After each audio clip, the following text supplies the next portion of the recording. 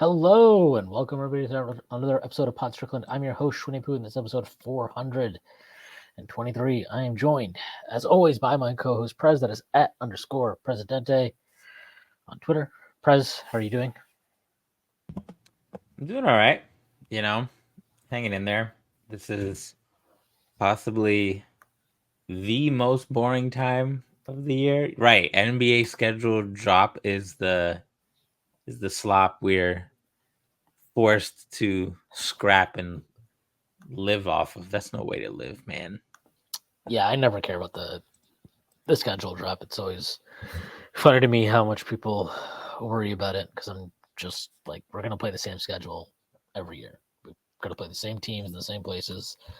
You're just talking about the order and how many back-to-backs you have and whatever. I never totally get why everybody loses their mind over it. It's not like the NFL or MLB where your schedule rotates every year. But I guess we're kind of here to talk about that. We'll talk about that later. But before we do that, I do have to make a few announcements. First, that Strickland has an Instagram. Check that out. That is at the Strickland Instagram.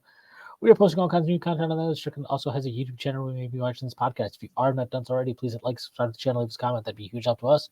The Strickland also has merch, which you can find on our website, www.thestrick.land. There's a link that'll take you to the merchandise store, and you can find all kinds of cool stuff on there, like t-shirts, sweatshirts, hats, coffee mugs, water bottles, you name it, we've got it. Strickland also has a Patreon, which you can subscribe to. There are a number of different tiers. There's a $6 tier that gets you access to Pod Strickland, this podcast that I host every Friday with Prez. You also get access to Takes from Obvious Bozos, our newest podcast that is hosted by Andrew Steele, a.k.a. Doug, along with Zach Blatter. And you get access to the Strickland Discord with the conversation never stops. There are further tiers. There's a $9 tier that gets you access to Strickland Roll, my solo pod, where I rant and rave with Tennessee Memorial. You also get access to one for premium articles by Matthew Miranda, one of the best in the business. And now you get access to Strictly NFL, which, you guessed it, is our podcast about the NFL that is hosted by Constantine Metricos. There are further tiers. There's $15 tier, $30 tier, $50 tier, and $100 tier. This comes with a variety of additional benefits, whether it's pod recordings, merchandise discounts, and even potentially hosting a podcast alongside yours truly one day, whether you choose to subscribe or not. None of this would be possible without you. And none of this would be possible without BetOnline. BetOnline is the world's most trusted betting platform, your number one source for everything football. From the preseason NFL to college kicking off, BetOnline has every stat, every matchup, and even live odds and spreads while the games are being played. Think you know your stuff? Get in on our winner-take-all $300,000 NFL Survivor pool for the upcoming season. When the game's over, head on over to our online casino and get in on a game of blackjack or poker or unwind with one of our over 150 slot games. Head to the website today and use promo code BELIEVE, BLEAV, and get in on the action. Bet online. The game starts here. I don't know. I guess we could start with Ian Begley had a little report today. In that report, he mentioned that Julius Randle is on track with his recovery, but that he said he thinks he'll be ready by the season opener or shortly thereafter. That makes sense. That would line up with all the kind of recovery timelines I saw after he got hurt. I don't know. Wasn't too surprised by that. And then the other main piece of information in there was that Mitchell Robinson, who also had a second surgery on his ankle after last season, he is recovering, but he has not yet been cleared for any serious or intense on-court work.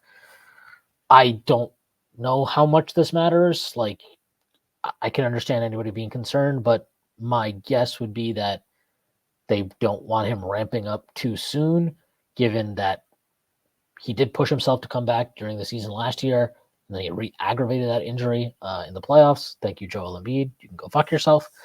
So yeah, I don't know. I don't know what your thoughts were on that or anything, but So on the Julius thing, that's kind of what I expected, right? We heard things were going well. Things continue to go well. Cool. On the Mitch thing, I know some people are like a little surprised because the last time he hurt his ankle, he was back within the same season in like about 4 months or so, and seems like it's more severe. And yeah, like without knowing details about what was repaired in the ankle surgery, there's such a wide variety of there's a whole spectrum of like severity of injuries and like over 20 different things that could be hurt or not in your ankle.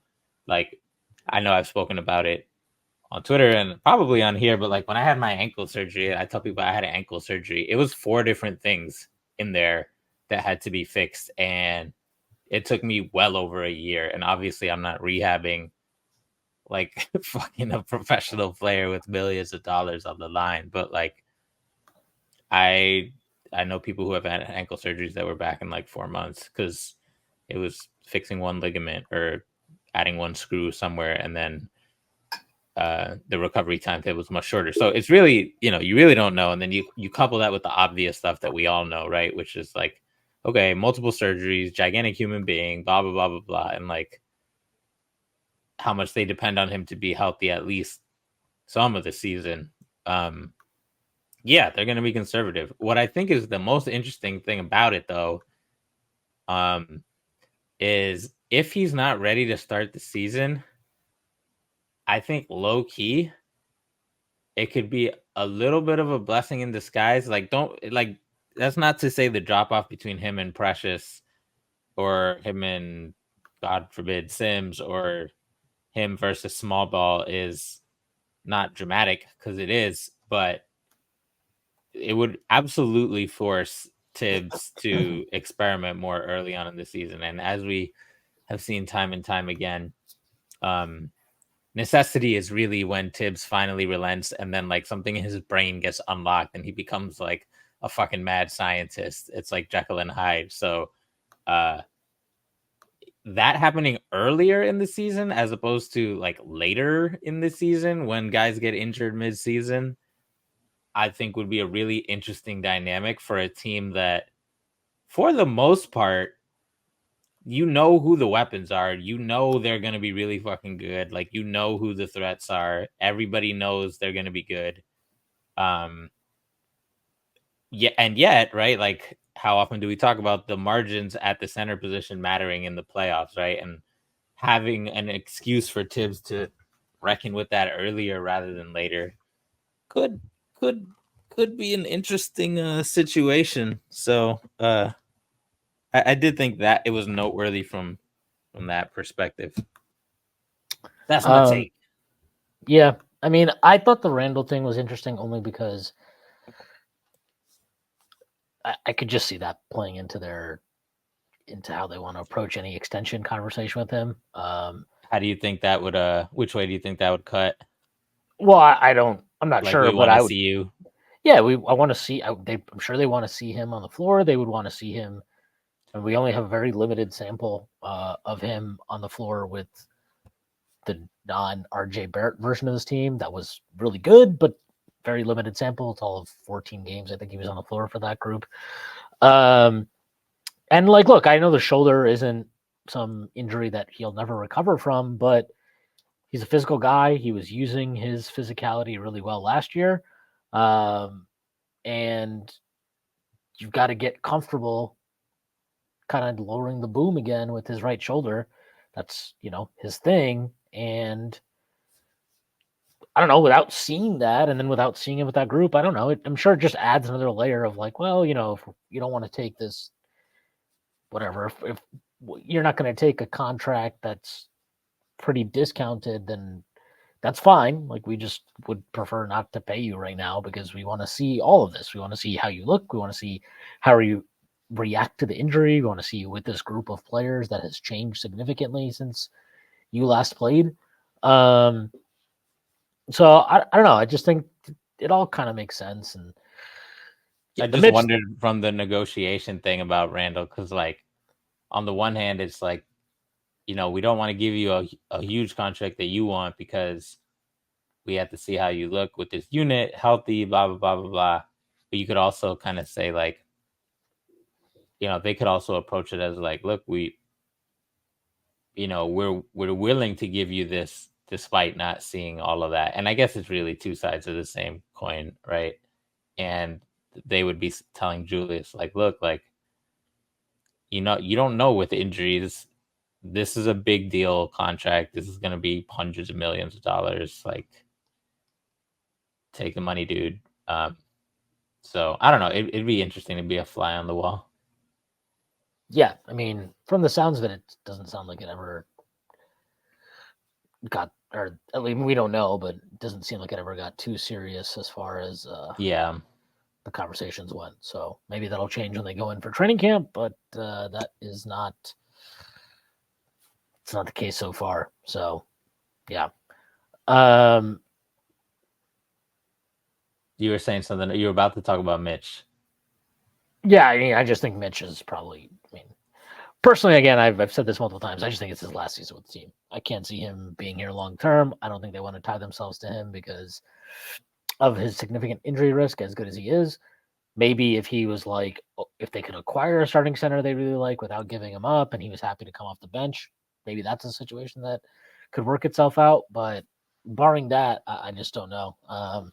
He's really good, but he's hurt all the time. And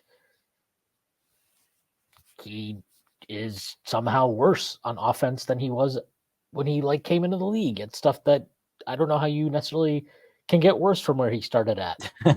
I don't know. I'm sure it's fine. And honestly, look, like I love the guy, but you see, I don't look. We only see glimpses of off-season workouts, so we don't know what the hell the totality of what he does is. Obviously, he's put in a lot of time to improve his strength, and that's paid off in a lot of ways. But you know, in terms of like ball skills and working on stuff like that, the only thing we've ever seen is him putting up fucking jumpers, and I don't know. It doesn't really seem like like a very productive use of his time, given how terrible he is at shooting anything. You know, so I don't know. I hope. I mean, if I'm wrong, that'd be cool and that'd be great. But I'm not optimistic about his long term future at the Knicks. He has 2 years left on his contract. It would not surprise me if he gets traded after the season. It wouldn't fully surprise me if they traded him in season, depending on what they could get for him. But that is neither here nor there. I don't know. There's really not much to talk about because the NBA is dead right now. You want to do this Olympics thing that you wanted to do? Yeah, I just talking to my brother about this. It's just an interesting question to me of what an Olympic team without Steph, LeBron, and KD, your favorite player of all time, looks like. They Yes. so heavily relied on LeBron and Steph, and to a lesser degree KD. And yeah, there's guys who can shift up in terms of usage on that team who are young now, who will be like in their closer to 30 than 20 era in LA in 2028. And of course, there's players like Jalen Brunson and Donovan Mitchell who are not on the team who are really good. But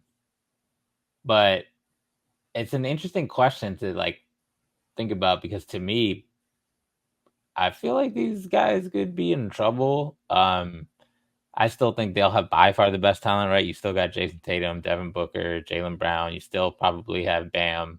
AD may or may not be playing at that time. I would probably bet on no, but you never know, especially if he only has to play like a limited role or something like that.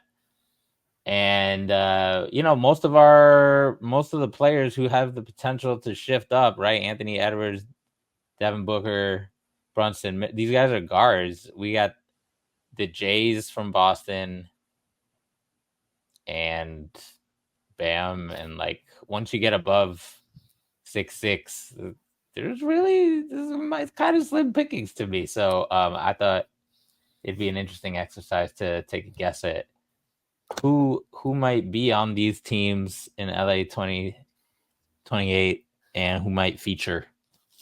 Yeah, I mean, I don't even know if Tatum's going to be on the team. If I were Yeah, him, I he wouldn't might go. just be like, fuck this. Yeah. I mean, to be fair, like the thing is, I And kind he's of played like 1,000 zillion minutes. yeah. I mean, I get why he wouldn't want to go back after his experience. I also kind of don't care about his experience. Like letting alone, like leaving aside the fact that it was fun to just kind of troll him for not playing. Um, he wasn't good in any of the warm up games prior to the Olympics. He was terrible shooting from the field in the playoffs. I don't know what happened there. that continued into those warm-up games, and it continued in the Olympics when he got chances. And even in the look, you want to stamp your kind of like, hey, you guys were wrong. I should have been playing. And I get it. It's hard to just come in cold, but like if you're supposed to be this, it's a single game elimination tournament. You have no time to fucking warm up. But this is my 48 point. minutes for 3 games or something. Right. Okay, but this is my point: is he got to play in the final. He got to play in the final, and I get you don't have a lot of he didn't have a lot of warm up time in previous whatever, but like that's the nature of it. And if you're supposed to be this no brainer, he's got to play type dude. And I actually thought that was a pretty good call from Kerr to some extent. Was to just because I thought he had his size was useful against a team like France, but he was terrible in that game for the limited minutes he did play. I mean, he wasn't just alone, so I'm not trying to act like, oh my God, just him. No, I thought Ant was terrible in that game. I thought Ant had honestly, I think whatever. Look, I get everybody loves Ant, but like the guy is just he plays like a fucking idiot so often. It's unbelievable. Like, I don't know, whatever. We talked about this last time we talked, so I don't want to go into that again. But yeah, I just like he was terrible in that game, and so I don't really understand what the argument is. Like, is the argument? I'm sorry, the world is actually good now at basketball, so you can't treat this team anymore like one. You don't have time to just give guys charity minutes, especially not in the later rounds of the tournament. And then second, like, and there's literally less minutes. Yeah, there's less minutes. And then second, like, I just think that they need to really reevaluate how they want to make these teams because, there was all this anger about Jaylen Brown not getting picked. And I was like, I didn't even understand it when people were getting mad about it because I was like, why would I want a fucking 12th guy who will come here and be like, I just want a national champion. I just want an NBA championship. And I was the finals MVP. And now, like, why am I a role player? Why am I sitting on the bench? Like, it was smart for them to bring Derek White because Derek White can be effective as a role player. And if you needed to bench him, guess what? Derek White didn't play in the final after he played for most of the tournament. Like, did anybody care? Has anybody talked about that? No, because it gives you that luxury when you bring a guy like that. And you look at the rest of these teams around the world, and I get it. Like, yes, we have an enormous talent advantage if you just stack up the rosters. But you're talking about guys that are not role players. And then you're putting them on a team where it's like, okay, well, LeBron and Steph are our guys. And so everybody has to slot in around them. And that's not easy for guys who are all guys. They're all like the dudes on their NBA team. Right. So some stars like Booker, can do that, but yeah, like a guy like Booker was valuable throughout the tournament because he can do that. And it's easy for him to do that. And he's experienced doing that because he's played off ball, he's played on ball, he's toggled between those two things during his time in the NBA. So we know he can do that. KD's comfortable doing that because he doesn't want responsibility anyway because he's a coward. And like, like Derek White obviously can do that. Drew Holiday can obviously do that. And then it's a little bit harder for a guy like Tatum, especially now that he can't shoot for whatever the fuck reason is going on with him. He can't shoot at all. I thought Bam and AD, like that was a cool, funky, switch up for a little while until you played teams that were like, okay, no, we're going to like be serious against you and we're going to play zone. And guess what? This is not going to work. Like you don't like, they really need to value all of these roster spots, and you just can't bring guys along anymore. I don't think just because like of their cachet or their like, I mean, look, Halliburton was on this team, and I know that they put out some bullshit of like, oh, his ankle was hurting the entire time. Give me a break, dude. Your ankle was not hurting you. You just didn't get any minutes because Steve Kerr's like, nope, not gonna play you, buddy. But like, you can't just have a roster spot like that. That's a waste. It's a waste for like, who knows? I mean, the game against Serbia was tight, right? That was a very close game. They could have lost that in a lot of scenarios. I'm not saying that bringing in a different player than Halliburton would have avoided that fate, but the fact that you had a guy that at no point in that game did Steve Kerr think even for a second, like, you know what we could use here? We could use a little Halliburton.